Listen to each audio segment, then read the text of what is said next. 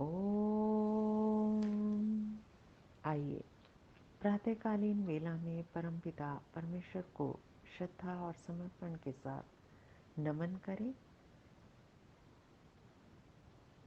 ओम विश्वानि देव सवितर दुरितानि परासुव यद्भद्रं तन्मयासुव।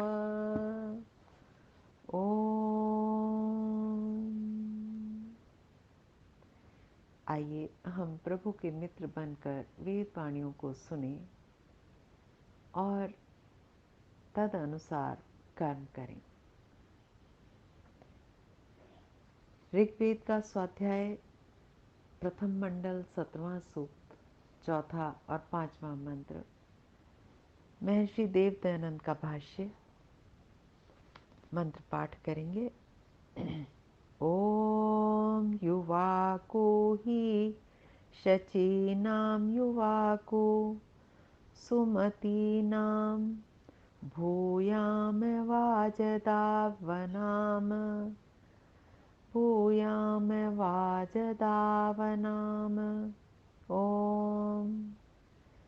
महर्षि कहते हैं, हम लोग जिस कारण शची नाम उक्त वाणी उत्तम वाणी व श्रेष्ठ कर्मों के युवा को मेल तथा वाजदावनाम विद्या व अन्न के उपदेश करने व देने और सुमति नाम श्रेष्ठ बुद्धि वाले विद्वानों के युवा को पृथक भाव करने को भूयाम समर्थ होवें।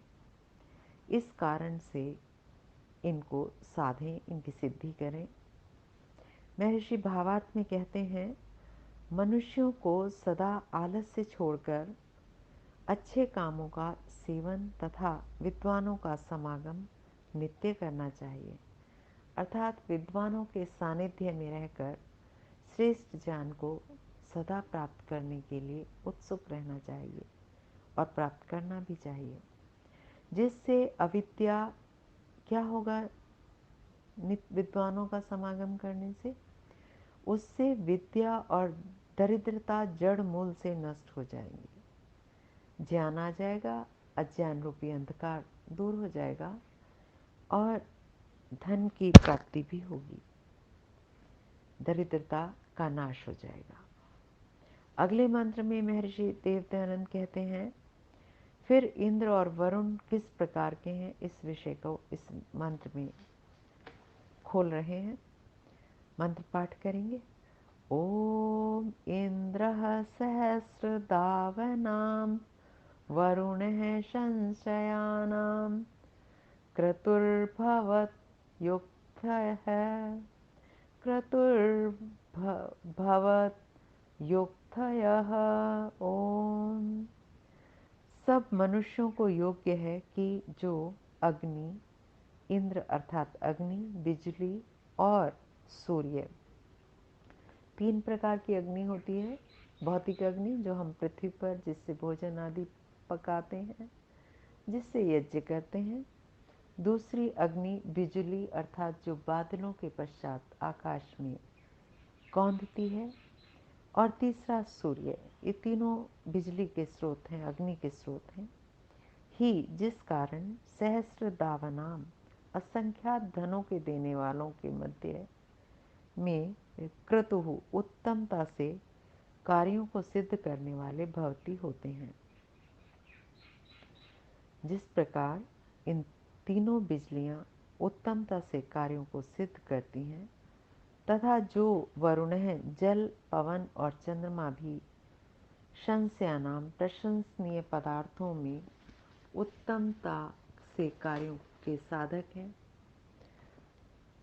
जितने भी इस पृथ्वी पर कार्य हो संपन्न होते हैं, चंद्रमा और सूर्य दोनों उसमें सहायक हैं, पूरी तरह सहायक हैं। अन्न उगता है, एक बीज को हम पृथ्वी में डालते हैं, उसका बीज का एक भाग पृथ्वी के नीचे चला जाता है, एक भाग ऊपर की ओर रहता है। ऊपर से वो अंकुरित होता है, नीचे से सोम रस चंद्रमा का जो सोमत्व है वो उसके अंदर उसको रस प्रदान करता है, और सूर्य का प्रकाश उसको तीव्रता से ऊपर की ओर बढ़ाता है, और उसमें औषधि, अन्न, फल, फूल आदि आते हैं।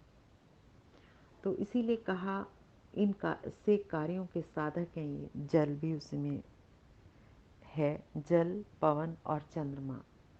इससे ये जानना चाहिए कि उक्त बिजली आदि पदार्थ उक्त है साधुता के साथ विद्या अर्थात ज्ञान की सिद्धि करने में उत्तम है। पहले मंत्र से इस मंत्र में ही इस पद की अनुवृत्ति है, यानी कि दोबारा आया है।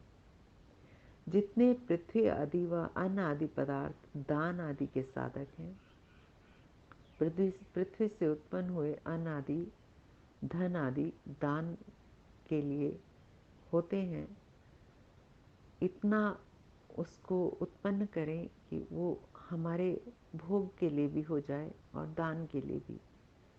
उसमें अग्नि, विद्युत और सूर्य मुख्य हैं। इससे सबको चाहिए कि उनके गुणों का उपदेश करके उनकी स्तुति व उनका उपदेश सुने और करें। सूर्य आदि के, बिजली आदि के जो गुण बताए हैं उनका उपदेश करें और सुने, उनकी स्तुति करें, क्योंकि जो पृथ्वी आदि पदार्थों में जल, वायु और चंद्रमा अपने अपने गुणों के साथ प्रशंसा करने और जानने योग्य हैं। इनके गुण हैं, इन्हीं से हमारा जीवन चलता है। वे क्रिया कुशलता से संयुक्त किए हुए उन क्रियाओं को सिद्ध करने वाले होते हैं।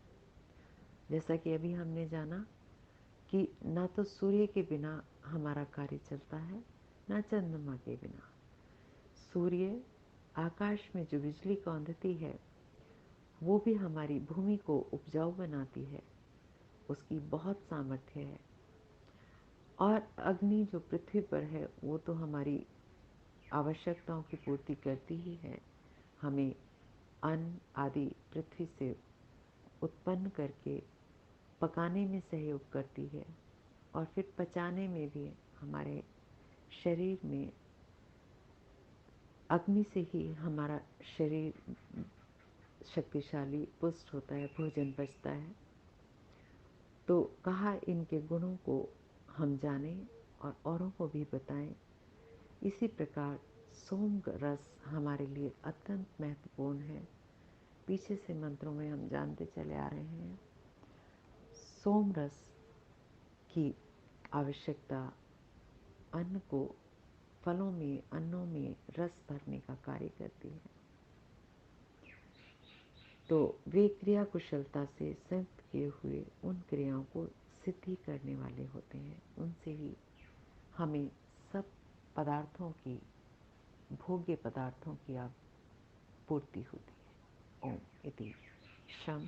आज के मंत्र का यही उपदेश, यही संदेश कि हम जिन पदार्थों से हमें जीवन यापन के लिए पदार्थों की प्राप्ति होती है, उनको हम प्राप्त करें और उनका दान भी करें। जिनको आवश्यकता है सहयोग की, उनको हम उनका दान करें। ओम इति शम। नमस्ते जी, धन्यवाद।